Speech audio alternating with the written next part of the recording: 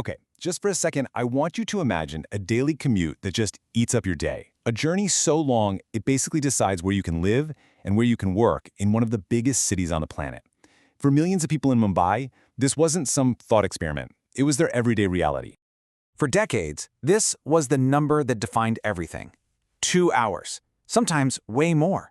You're just stuck in traffic, crawling along, trying to get from South Mumbai to its sister city, Navi Mumbai.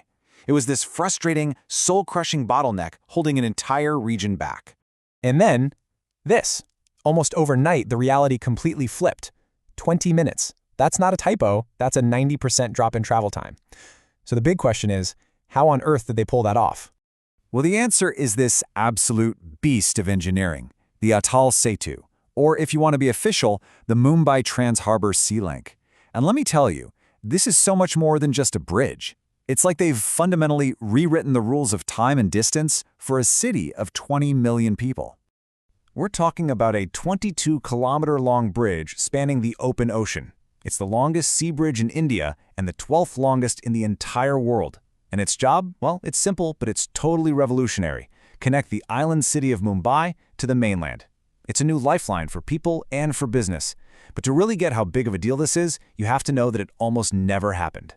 To really appreciate this thing, we've got to rewind the clock, a long way back. Because the story of the Atal Setu isn't just about concrete and steel. It's a story of incredible persistence against what seemed like impossible odds. Just look at this timeline. It tells you everything. The idea was first kicked around way back in 1963. Can you believe that? For over 60 years, it was just a dream on paper. Attempt after attempt to build it just failed. In 2004, nope. Again in 2008, it fell apart. Even as recently as 2013, another failure. It just seemed destined to be one of those great ideas that never actually happens. Let that sink in. 4 separate, full-blown attempts to get this project off the ground crashed and burned. You know, most cities would have just thrown in the towel. But Mumbai didn't. So what was different this time?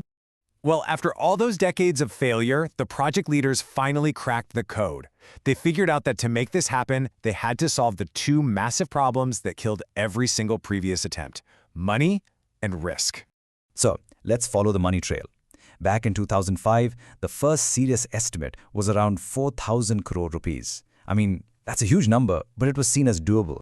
But you know how it goes. With every delay, with every design change, the price tag just kept climbing. By 2012, it had more than doubled to over 9,000 crore. The mountain was getting steeper. And the final cost? Get ready for this. A staggering 17,843 crore rupees. That's about 2.1 billion US dollars. An absolutely massive financial hurdle to overcome. So how in the world did they manage that? Well, they did something brilliant. They completely changed the game plan. The old way was what's called a public-private partnership, or PPP.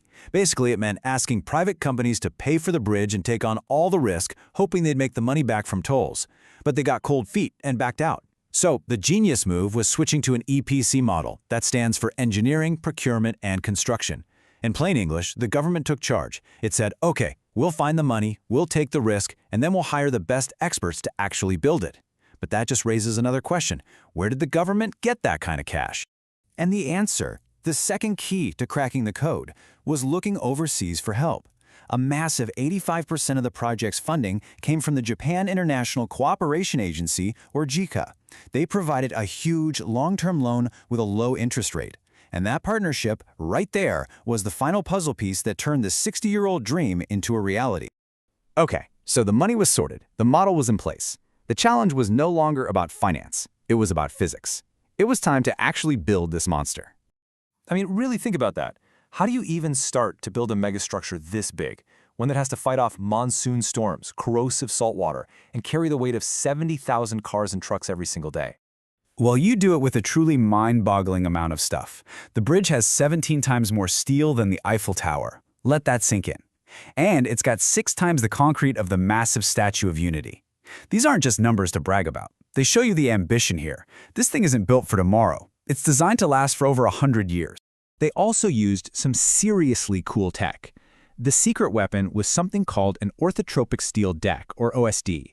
It was the first time this was used in India. Just think of them as these super strong but surprisingly light steel road sections. Because they're light, you can have these huge gaps between the support pillars. We're talking up to 180 meters long, which is crucial for letting massive container ships pass right underneath. And here is maybe the most clever part of the whole thing. They didn't really build it in the sea.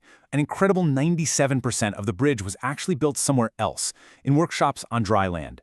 The huge segments were then floated out on barges and assembled on site, like the world's biggest, most complicated Lego set. This whole method was way faster, a lot safer, and wasn't constantly being delayed by bad weather.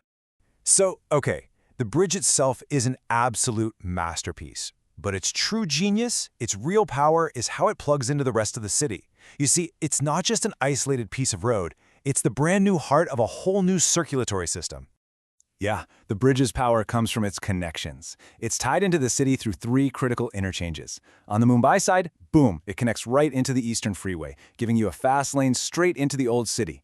In the middle, it connects to the new Navi Mumbai airport and the country's biggest port. And at the other end, it flows right onto the expressway to Pune, which is another huge economic hub. It's a network. And the vision. It keeps going. There's already another connector being built to link the Atal Setu with the Bandra-Worli Sea Link on the other side of Mumbai. The ultimate plan? To create a massive ring road that lets traffic just bypass the crowded city center altogether. So now that it's finally open to the public, the bridge has its own set of rules, and it's already building a unique legacy, one that tries to balance the needs of a megacity with the natural world around it. For safety reasons, the speed limit is a nice, brisk 100 kilometers per hour. And slower vehicles, like motorcycles and auto rickshaws, they aren't allowed on it. The tolling is all automatic, totally cash-free. And this part is really cool. They installed special noise and light barriers to protect the massive flocks of flamingos that come to the nearby mudflats every single year. It's a bridge built for the future, but with a lot of respect for its environment. So in the end, the Atal Setu is so much more than just concrete and steel. It's a monument to 60 years of never giving up. It's proof that if you have the right strategy, the right partners, and you just refuse to quit, a city can literally bend time and geography to its will. Which really just leaves you with one final thought, right? If this is possible, what other impossible problems are we just one big idea away from solving?